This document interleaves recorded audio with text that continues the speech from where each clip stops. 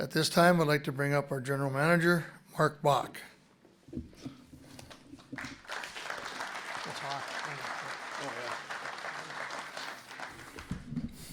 With the 11th pick in the 2024 NFL draft. That'll be in a little bit, but this is the closest I had to a purple tie, so let's hope the Vikings move up and grab a good quarterback and have a bright future ahead of us. But anyway, thank you, Craig. As he said, I'm Mark Bach, the general manager here. Craig mentioned the word stability several times in his, and I want to expand on that a little bit. At the last two annual meetings, we're up here discussing rate increases and the reason those were necessary. So it feels really good to be standing here this year and not have to talk about that. Tracy Wharton, our CFO, will come up after me. She'll explain some of that in more detail. And at the last two annual meetings, I spent time talking about supply chain and material cost increases that were facing us. And last year, I told you that on average, the cost of the materials we used had gone up about 70%. Standing here 1 year later, those things have stabilized, but they've stabilized still in a bad place. Doesn't seem to be getting worse, though, at least at this point. So we're, again, staying with that theme of stability. Things have leveled off. A few specific examples of what we're looking at. A substation transformer, which 3 to 4 years ago cost $350,000, is now over $1 million. Substation regulators, which were $35,000, are now over $100,000. Cost of a pole-mounted transformer, you're all familiar with what those look like. The cost of those has more than doubled. PVC conduit, something as simple as that. We've seen a 500% increase in the cost of PVC conduit. The underground cable that we use has tripled in price, while the overhead wire we use has more than doubled. And we're not sure when or even if some of those prices will come back down. Materials that historically had lead times in days or weeks, those delays have now been pushed out to months or even years. Substation transformer, like I mentioned, now has a lead time pushing 3 years. Substation regulators and the underground cable, lead times that are pushing 2 years. It's forced us to plan our projects 2 to 3 years out to ensure that we have the necessary materials that it takes to complete those jobs. Our engineering team is already planning work for 2026 and 2027. We still have instances where we can place an order and that will ensure our spot in production, but our vendors are unable to quote us the price that it'll cost when we're finally able to get it and take delivery of it. The key challenge from their standpoint, from a manufacturing standpoint, is a lack of skilled workforce. They're not able to hire enough employees in their factories to ramp up production. Some of the federal incentive packages that were aimed at reducing inflation have had the opposite effect when it comes to the materials that we use. There's now government-sponsored incentives to purchase the materials that were already hard for us to get. This increase in demand has led to the corresponding increase in price and the delay in availability of these items. Rising costs for us and the rising cost of providing service doesn't stop at materials. Contracted labor for construction projects has increased nearly 60% for overhead construction and over 70% for underground construction since 2019.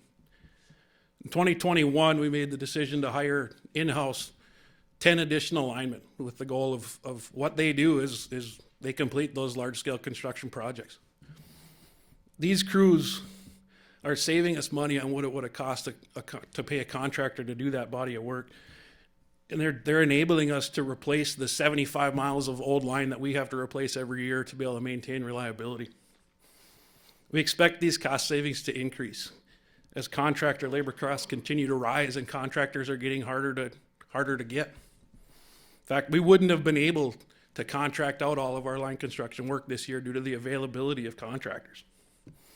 These crews are also available to assist with outage restoration, providing a better response time during these emergencies. These additional line workers are a huge asset to your cooperative.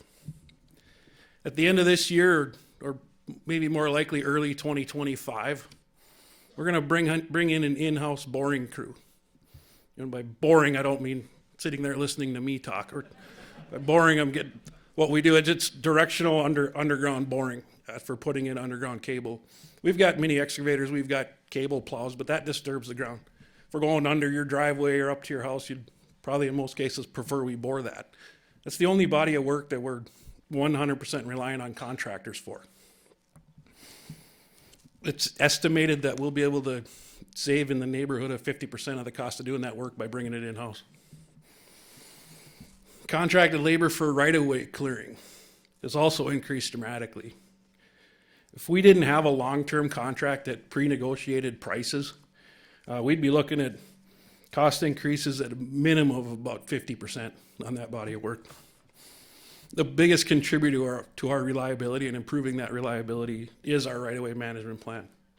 4 years ago, we completed the first cycle of our integrated vegetation management plan, fancy term for the cycle of clearing the trees from around the power lines. It's a 7-year rotation for clearing throughout our whole system. We're now in the 4th year of our second cycle.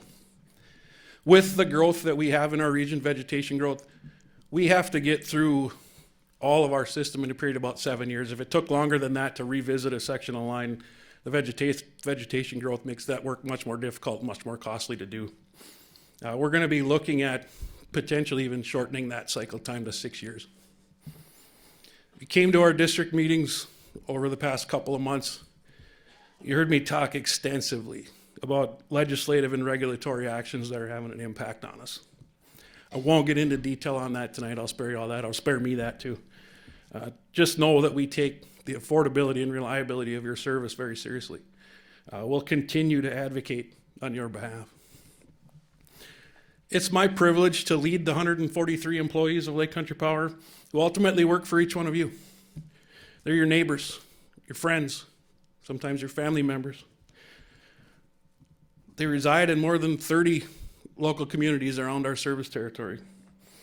They're dedicated to meeting our mission of providing safe and reliable and affordable electric service. The last few years have been difficult. There's no other way to say that. If there is a silver lining, though, these hard times have made us better. We've had to get better at planning. We've had to get better at communicating, both internally and externally. We've had to adapt to a countless number of setbacks.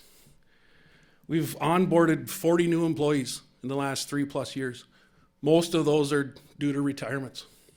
So while our workforce has gotten younger, it's also gotten less experienced. We've managed to do this while maintaining or improving the level of service that you expect and deserve.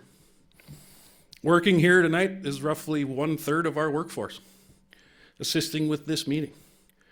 Proud to say our employees work very hard for all of us, myself included.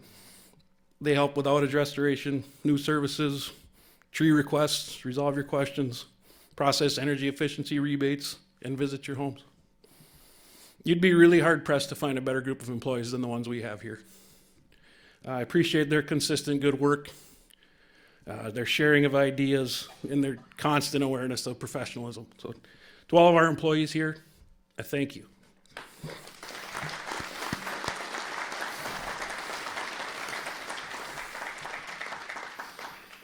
To Craig and the rest of the board, I thank you too. I thank you for trusting me to lead this co-op. And I thank you for having the courage to do what's right, even though that's not always doing what's easy. The last thank you for me is to all of you, our members. Thanks for your understanding and your support over the last couple of challenging years. Please know that our employees, directors, and myself as your general manager will continue to do our best for you, our members. So thank you. I want to bring up Tracy Wortman, our Chief Financial Officer. While she's on her way up, though, some of you may be wondering, every other time I've come to this meeting, there's been a few bad jokes come out of the general manager's mouth, but I had a really, really good one. I was going to give you a joke about time travel, but you didn't like it.